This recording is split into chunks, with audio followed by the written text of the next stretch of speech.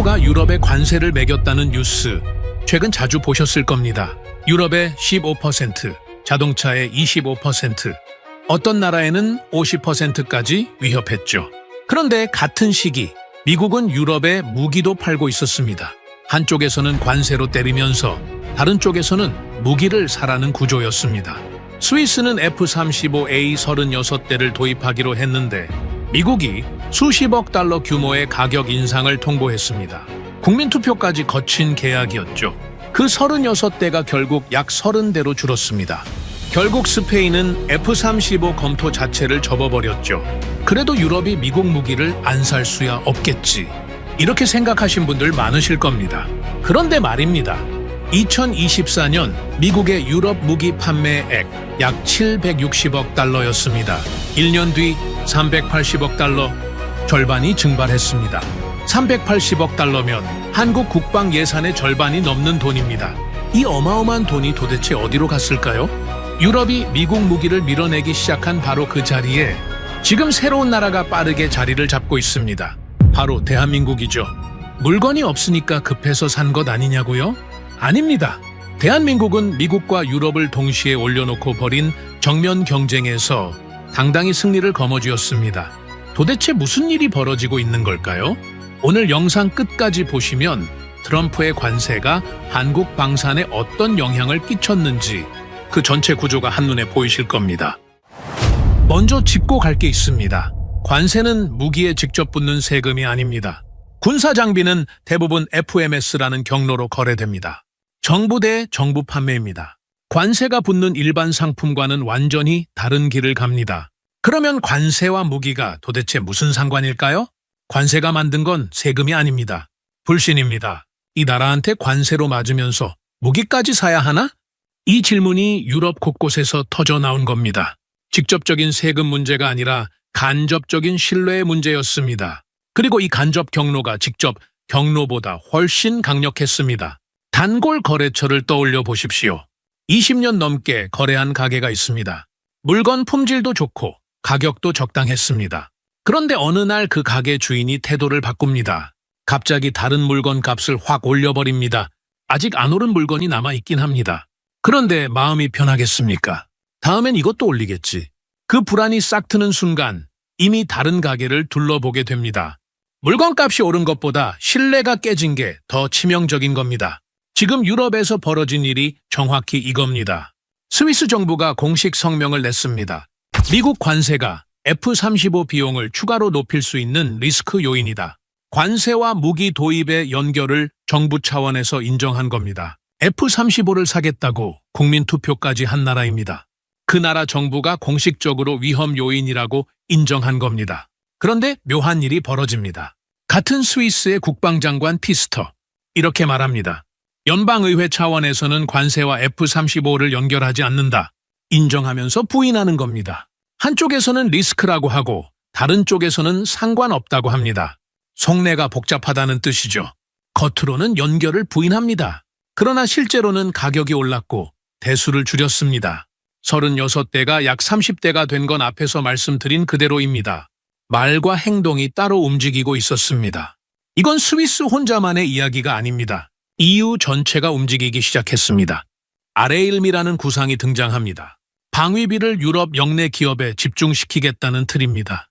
쉽게 말해 우리 돈은 우리 기업에 쓰자는 겁니다. 유럽이 자기 안보를 자기 돈으로 지키겠다는 선언이었습니다. 그리고 그 돈이 미국이 아닌 유럽 기업으로 향하게 만들겠다는 뜻이기도 했습니다. 미국이 즉각 반발했습니다. EU가 미국 기업을 입찰해서 배제하면 부정적으로 볼 것이다. 동맹국에 공식 경고를 보냈습니다. 동맹이라면서 경고를 보내는 겁니다. 이 자체가 관계의 성격이 바뀌고 있다는 증거였습니다. 그러나 유럽의 방향은 이미 바뀌고 있었습니다. 미국 무기를 사서 무역 적자를 줄이자. 이게 기존 논리였습니다. 트럼프 일기 때 미국이 요구한 겁니다. 미국 무기를 더 사라. 그래야 무역 적자가 줄지 않느냐. 유럽은 이 논리를 받아들였습니다. 그런데 그 논리가 뒤집혔습니다. 미국이 관세를 때리니까 무역 적자 이야기가 의미를 잃은 겁니다. 비미국 공급처를 확보해야 한다. 기조 자체가 옮겨갔습니다. 미국 무기를 사주는 게 관계 유지의 수단이었는데 그 관계 자체가 흔들리니까 수단도 버린 겁니다. 그런데 신뢰만 깨진 게 아닙니다. 물건이 안 왔습니다. 2026년 5월 미 국방부가 유럽 동맹국에 공식 통보합니다. 영국, 폴란드, 리투아니아, 에스토니아 이 나라들에 보낼 하이마스를 포함한 무기 선적. 상당 기간 지연된다는 내용이었습니다. 돈을 내고 주문한 무기입니다. 계약서에 서명하고 예산을 잡아놓고 군 편제까지 짠 겁니다. 그 무기가 제때 오지 않습니다. 약속한 날짜를 미국 스스로 못 지키고 있었습니다. 에스토니아 국방장관은 한 발 더 나갔습니다. 하이마스 도입 자체를 철회할 수 있다고 시사했습니다. 기다릴 수 없다는 뜻이었습니다. 인구 130만의 작은 나라가 미국 무기를 포기하겠다고 한 겁니다. 그만큼 상황이 심각해진 겁니다. 정치적 신뢰가 먼저 깨졌습니다. 관세가 그 일을 했습니다. 그리고 물리적 신뢰까지 무너졌습니다. 납품 지연이 그 일을 했습니다. 두 기둥이 동시에 흔들린 겁니다. 이 흐름 수치로도 확인됩니다. SIPRI 데이터를 보겠습니다. 유럽 나토 국가들의 미국산 무기 수입 비중입니다. 2016년부터 2020년까지 64%였습니다. 유럽이 사오는 무기 10개 중 6개가 미국산이었다는 뜻입니다. 2021년부터 2025년 사이 58%, 6%포인트가 빠졌습니다. 느낌이 아니라 수치로 확인된 하락입니다. 그리고 같은 데이터에 반대편이 있습니다. 같은 기간 유럽 나토 안에서 한국의 점유율 6.5%에서 8.6%로 올랐습니다. 미국이 빠진 자리를 한국이 채우고 있었습니다. 미국 다음으로 많이 팔고 있는 나라, 이 위치에 한국이 올라선 겁니다. 미국과 유럽 수십 년 이어온 무기 거래의 신뢰가 흔들리고 있습니다. 관세가 균열을 만들었고 납품 지연이 그 균열을 벌렸습니다. 유럽은 대안이 필요해졌습니다. 미국 무기의 신뢰가 흔들리고 있다. 여기까지는 이해가 되셨을 겁니다. 그러면 자연스럽게 이런 생각이 드실 겁니다. 유럽이 직접 만들면 되지. 유로파이터도 만드는 유럽 아닌가. 전투기는 만듭니다. 그런데 전차, 자주포, 다연장 로켓 이쪽은 이야기가 완전히 다릅니다. 고급 양복점을 생각해 보십시오. 맞춤 양복 한 벌을 기가 막히게 짓습니다. 원단도 직접 고르고 바느질 하나하나에 장인의 손이 들어갑니다. 그런데 거기다 대고 작업복 1000벌을 한 달 안에 납품하라고 하면 어떻겠습니까? 못합니다. 재단대가 하나이고 재봉사가 2명입니다. 하루에 한 벌 만드는 구조로는 1000벌을 찍어낼 수가 없습니다. 고급품을 만드는 능력과 대량으로 찍어내는 능력, 이건 전혀 다른 근육입니다. 지금부터 숫자를 놓아보겠습니다. 이 숫자들이 유럽의 현실을 보여줍니다. 독일의 판처하우비츠 2000, 유럽을 대표하는 자주포입니다. 나토 여러 나라가 운용하고 우크라이나 전쟁에서도 이름이 알려진 무기죠. 이 자주포의 연간 생산 능력 최대 18문입니다. 그런데 그건 이론상 최대치입니다. 실제로는 12문도 채 못 만듭니다. 1년에 12문, 한 달에 한 문도 안 되는 겁니다. 독일만 그런 게 아닙니다. 스웨덴의 AR7 자주포, 연간 10문에서 12문입니다. 우크라이나가 18문을 주문했습니다. 18문입니다. 이것도 납품에 1년 이상 걸릴 것으로 예상됩니다. 18문 만드는데 1년이 넘는다는 뜻입니다. 자주포만 그런 게 아닙니다. 전차도 같은 상황입니다. 독일의 러파르트 2A8, 유럽이 자랑하는 주력 전차입니다. 현재 생산 속도 월 3대에서 4대, 연간 36대에서 48대입니다. 왜 이렇게 느린 걸까요? 장갑강이 모자랍니다. 포신 제작 라인이 병목입니다. 전자장비 공급이 밀립니다. 부품 하나하나마다 막혀 있는 겁니다. 유럽 방산의 자주포 연간 12문, 유럽 방산의 전차 월 3대. 이게 현주소입니다. 전투기는 만들 수 있지만 지상 무기를 대량으로 찍어내는 능력이 없습니다. 오래전에 그 능력을 내려놓았기 때문입니다. 자, 여기서 한국을 놓아보겠습니다. 한화 에어로스페이스의 K9 자주포, 창원에 공장이 있습니다. 이 공장의 연간 생산 능력 160문에서 240문입니다. 2025년 기준 100문 이상을 풀가동으로 찍어내고 있습니다. 이게 어느 정도 차이냐? 아까 말씀드린 판처하우비츠 2000의 연간 생산량과 비교해 보겠습니다.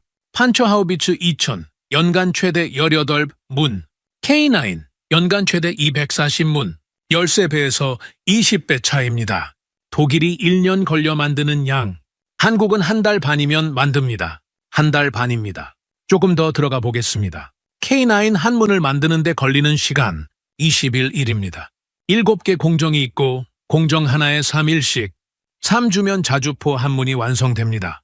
그리고 이 공정이 3개 라인에서 동시에 돌아갑니다. 한문이 나오는 동안 다른 라인에서는 다음 문이 이미 조립 중입니다. 쉬는 라인이 없습니다. 단가를 보겠습니다. K9 한문 약 48억 원입니다. 판초 하우비츠 2000 한문 약 300억 원입니다. 300억 원과 48억 원, 6배 차이입니다. K9이 더 빨리 나오면서 6배 싸다는 뜻입니다. 빠르기만 한 게 아니라 싼 겁니다. 싸기만 한 게 아니라 빠른 겁니다. 이 두 가지가 동시에 성립합니다. 전차도 같은 구조입니다. 현대로템의 K2 전차, 연간 100대 생산이 가능합니다. 증설하면 200대까지 올라갑니다. 월 10대 이상. 러파르트2가 현재 월 3대에서 4대입니다. 약 3배 차이입니다. 자주포에서 벌어진 격차가 전차에서도 그대로 나타나고 있습니다. 이 숫자들이 과장 아니냐고요? 폴란드 디펜스 슈4. 폴란드의 대표적인 방산 전문 매체입니다. 이 매체 소속 기자가 직접 창원 공장을 방문했습니다. 생산 라인을 돌아보고 공정을 확인하고 나서 기사를 썼습니다. 세계 생산 라인 불가동 연간 100문 이상을 쏟아내고 있다. 한국 정부의 발표가 아닙니다. 한화의 홍보 자료가 아닙니다. 외국 기자가 두 눈으로 확인하고 쓴 기사입니다. 그러면 왜 이런 차이가 생긴 걸까요? 냉전이 끝났을 때 일어난 일을 봐야 합니다. 1989년 베를린 장벽이 무너졌습니다. 1991년 소련이 해체됐습니다. 유럽에서 대규모 지상전의 가능성이 사라졌습니다. 전차를 수천 대씩 만들 이유가 없어진 겁니다. 생산 라인을 축소했습니다. 인력을 줄였습니다. 더 줄였습니다. 아예 폐쇄한 곳도 있었습니다. 부품을 만들던 협력업체들도 하나둘 문을 닫았습니다. 30년 동안 라인이 식어갔습니다. 지금 다시 가동하려면 3년에서 7년이 필요합니다. 설비를 다시 들여야 합니다. 숙련공을 다시 훈련해야 합니다. 부품 공급망을 처음부터 다시 짜야 합니다. 오늘 결정해도 내일 바로 돌아가는 게 아닙니다. 한국은 다릅니다. 라인을 멈춘 적이 없습니다. 휴전선 너머에 북한이 있기 때문입니다. 전쟁이 끝난 게 아니라 멈춰 있을 뿐인 나라. 그 긴장이 생산 라인을 30년 동안 살려놓았습니다. 30년 동안 매일 빵을 굽던 빵집을 생각해 보십시오. 오븐이 식을 틈이 없었습니다. 반죽 기술도 살아있습니다. 발효 타이밍도 몸에 배어 있습니다. 재료 수급 경로도 끊긴 적이 없습니다. 그런데 옆집은 10년 전에 오븐을 꺼버렸습니다. 오늘 갑자기 빵 1000개를 구워야 합니다. 어느 쪽이 해낼 수 있겠습니까? 유럽은 못 만듭니다. 적어도 지금 당장은 못 만듭니다.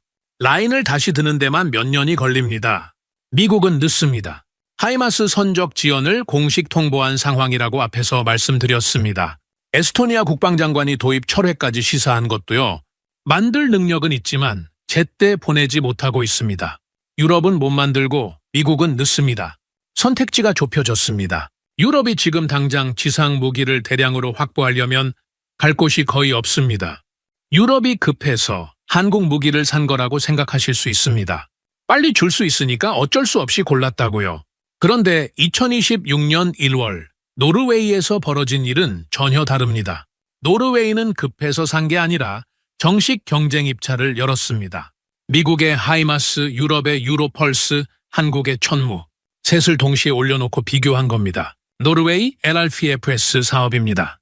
장거리 정밀 타격 체계를 도입하기 위한 공개 경쟁이었습니다. 미국, 유럽, 한국. 세 진영의 대표 무기가 같은 테이블 위에 올라왔습니다. 결과가 나왔습니다. 노르웨이 국방조달청 NDMA의 청장 그로 예레. 공식 발표 자리에서 이렇게 말했습니다.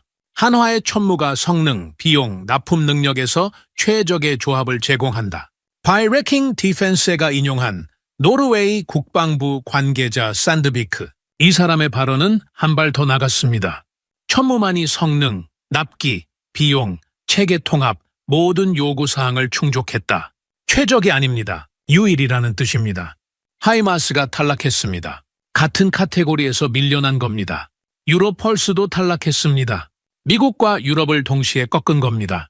반사이익이 아닙니다. 정면 대결의 결과입니다. 그러면 왜 이겼을까요?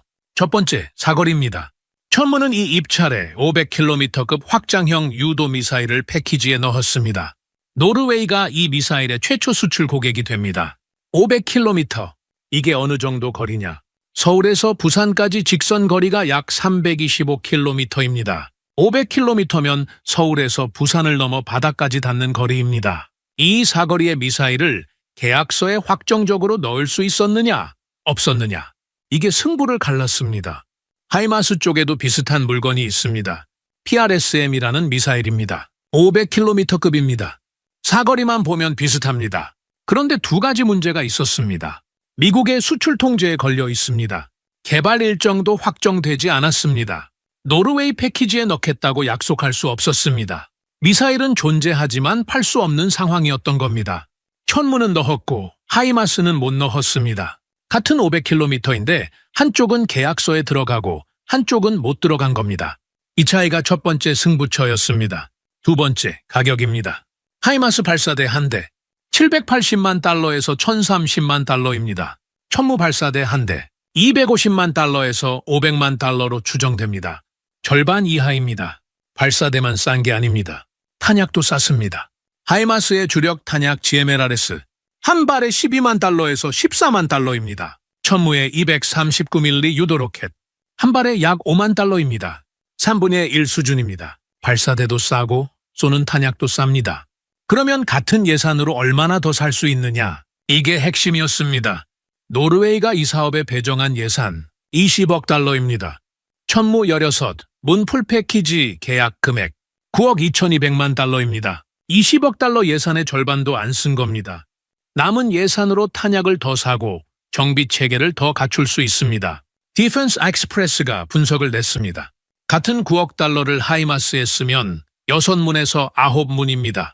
천무는 16문입니다. 같은 돈으로 발사대를 약 2배 확보할 수 있습니다. 그런데 발사대 수량만 2배가 아닙니다. 화력 차이는 더 벌어집니다. 한 번에 일제사 화력을 계산해 보겠습니다. 천무 16문이 동시에 사격합니다. 한 문당 12발, 192발입니다. 하이마스 6문에서 9문이 동시에 사격합니다. 한 문당 6발, 36발에서 54발입니다. 같은 예산으로 한 번에 쏟아붓는 화력, 최대 4배 차이입니다. 예산은 절반, 화력은 4배. 이 숫자가 노르웨이의 선택을 결정한 겁니다. 세 번째, 납기입니다. 성능이 좋고 가격이 싸도 물건이 제때 오지 않으면 의미가 없습니다. 노르웨이는 이 부분까지 따졌습니다. 노르웨이 측 평가가 있습니다. 미국은 인도 시점이 불확실했지만 한국은 2028년 완료를 명확히 제시했다. 이것이 신뢰도 우위로 작용했다. 언제 올지 모르는 무기와 언제 온다고 약속한 무기. 선택은 명확했습니다. 이 약속이 빈말이 아니라는 증거가 있습니다. 폴란드입니다. K9 212문 계약. 계획보다 2년 앞당겨 인도를 완료했습니다. 약속보다 빠른 겁니다. K2GF 180대 계약. 2025년 11월까지 전량 인도 예정입니다.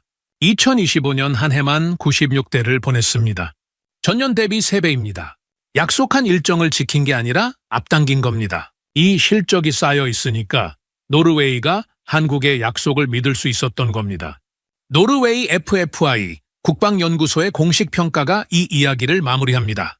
K9에 대해 이렇게 평가했습니다. 예산, 납기, 성능 목표를 모두 충족했다. 세 가지를 전부 충족한 겁니다. 반사이익이 아니었습니다. 급해서 산 게 아니었습니다. 정면 대결에서 성능으로 이겼고, 가격으로 이겼고, 납기로 이겼습니다. 세 가지를 동시에 증명한 결과였습니다. 경쟁에서 이겼습니다. 성능, 가격, 납기 세 가지를 동시에 증명했습니다. 여기까지 들으시면 이런 생각이 드실 겁니다. 좋은 일이네. 한국 방산이 잘 되고 있구나. 그런데 이긴 것만으로는 부족합니다.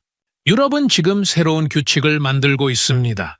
유럽에서 만든 것만 사겠다. 이 방향으로 법이 움직이고 있습니다. 이 경쟁에서 계속 이기려면 단순히 물건을 보내는 것으로는 안 됩니다. EDIP라는 제도입니다. 최종 제품 원가의 65% 이상이 EU 또는 EEA 영내에서 나와야 합니다. 이 기준을 충족해야 유럽산으로 인정받습니다. 인정을 못 받으면 EU 조달 사업에서 밀립니다. 보조금도 못 받습니다. 아무리 좋은 무기를 만들어도 한국에서 완제품을 보내는 것만으로는 이 벽을 넘지 못합니다. 그래서 한국 방산이 택한 길이 있습니다. 공장을 지었습니다. 유럽 안에 한화가 루마니아 페트레슈티에 공장을 착공했습니다. 18만 제곱미터 규모입니다. K9 생산 공장입니다. 그런데 생산만 하는 게 아닙니다. 1.75km짜리 주행 시험장이 들어갑니다. 정비시설이 들어갑니다. 연구개발 거점까지 들어갑니다. 생산부터 시험, 정비, 개발까지 전부 한 곳에 모은 풀밸류체인 거점입니다. 현지 부품업체 30곳 이상과 협력 계약을 맺었습니다. 국산화율 80%가 목표입니다. 루마니아에서 만든 K9이 유럽산으로 인정받을 수 있는 구조를 깔고 있는 겁니다. 루마니아만이 아닙니다. 폴란드에서는 한화와 WB 그룹이 합작법인을 만들었습니다. HWB라는 이름입니다. 천무유도탄을 폴란드에서 현지 생산합니다. 그리고 그 미사일을 유럽 시장에 재수출하는 구조까지 설계했습니다. 폴란드가 생산 기지이자 유럽 시장의 거점이 되는 겁니다. 물고기를 파는 것과 양식장을 짓는 것은 다릅니다. 완제품을 수출하는 건 물고기를 파는 겁니다. 오늘 팔면 내일 또 잡아서 보내야 합니다. 다른 어부가 더 싸게 들고 오면 자리를 뺏깁니다. 그런데 양식장을 지으면 이야기가 달라집니다. 그 자리에 뿌리를 내리는 겁니다. 현지 일자리가 생깁니다. 부품 거래가 생깁니다. 기술이 뿌리를 내립니다. 한번 자리를 잡으면 쉽게 빠지지 않습니다. 한국 방산이 지금 하고 있는 일이 바로 이겁니다. 양식장을 짓고 있습니다. 이 전략이 만들어낸 결과를 보겠습니다. SIPRI 기준 유럽 나토 국가 안에서 한국 무기의 점유율 6.5%에서 8.6%로 올랐습니다. 미국 다음 2위입니다. 세계 무기 수출 순위 8위에서 4위로 올라섰습니다. 카네기 국제평화재단 보고서가 숫자 하나를 던집니다. 2022년 이후 폴란드 한 나라에만 판매한 금액 250억 달러 이상입니다. 그리고 한국과 나토 사이에 방산협의체가 새로 만들어졌습니다. 무기를 사고 파는 관계를 넘어 안보를 함께 논의하는 관계로 격상된 겁니다. 여기서 전체 구조를 한번 보겠습니다. 트럼프의 관세가 유럽의 신뢰를 깨뜨렸습니다. 유럽 자체의 생산 한계가 선택지를 좁혔습니다. 정면 대결에서 한국이 증명했습니다. 그리고 한국은 이 틈에 수출이 아닌 공급망으로 자리를 잡아가고 있습니다. 관세가 문을 열었습니다. 그러나 그 문을 통과한 건 관세 덕분이 아닙니다. 30년 동안 멈추지 않았던 생산 라인, 약속한 일정을 앞당겨 지킨 납기 실적, 이미 준비되어 있던 힘이 그 문을 통과한 겁니다. 단, 이 흐름이 영원하지는 않습니다. 카이티 산업연구원이 경고를 내놓았습니다. 유럽의 비우의 이유로페안 기조가 본격화되면 지금의 반사이익은 2030년 이전에 줄어들 수 있다고. 시간이 무한하지 않습니다. 그래서 공장을 짓는 겁니다. 유럽 안에 뿌리를 내리는 건 선택이 아닙니다. 생존 조건입니다. 도입부에서 이런 질문을 드렸습니다. 유럽이 미국 무기를 밀어내기 시작한 그 자리에 왜 한국이 들어갔느냐고. 답은 하나였습니다. 약속한 가격을 지킨 나라, 약속한 일정을 지킨 나라, 약속한 성능을 증명한 나라, 한국이었습니다. 이 수출이 만들어내는 것이 있습니다. 한화에어로스페이스 매출 26조 원, 현대로템 영업이익 1조 원, 수주장호 합산 70조 원. 이 숫자 뒤에는 창원의 일자리가 있습니다. 부품 협력사의 주문서가 있습니다. 그리고 한국 안보의 버팀목이 있습니다. 한국 방산이 유럽에 공장을 짓고 있다는 것. 이건 한국의 안보 산업이 세계와 연결되고 있다는 뜻입니다. 그 연결이 깊어질수록 한국을 지키는 힘도 두꺼워집니다. 노르웨이 NDMA 청장그로 예래의 한 문장을 마지막으로 놓겠습니다. 성능, 비용, 납품 능력에서 최적의 조합. 이 평가가 지금 한국을 향하고 있습니다. 오늘 영상이 도움이 되셨다면 구독과 좋아요 부탁드립니다. 다음 영상에서 뵙겠습니다.